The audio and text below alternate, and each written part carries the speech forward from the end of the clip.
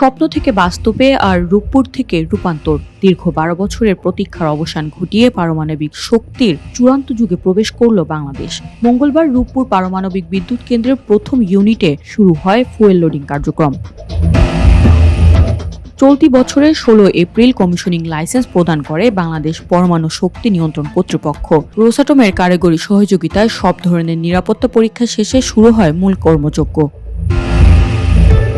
জ্বালানি লোডিং এর মাধ্যমে বাংলাদেশ বিশ্বের 33তম দেশ হিসেবে যুক্ত হল নিউক্লিয়ার এলিট ক্লাবে।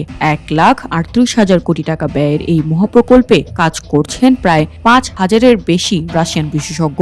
ফলে জ্বালানি লোডিং এর পরবর্তী 3 মাসের মধ্যেই জাতীয় গ্রিডে বিদ্যুৎ যুক্ত হওয়ার সম্ভাবনা রয়েছে।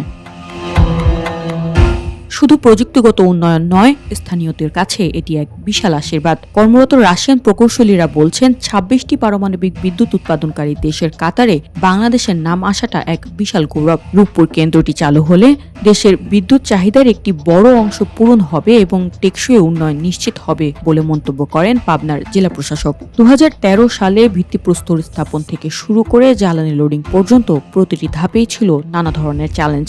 সরকারের লক্ষ্য অনুযায়ী আগামী আগস্টে জাতীয় গ্রিডে 300 মেগাওয়াট বিদ্যুৎ সরবরাহ শুরু হতে পারে, যা নিশ্চিত করবে দেশের দীর্ঘমেয়াদী জ্বালানি নিরাপত্তা।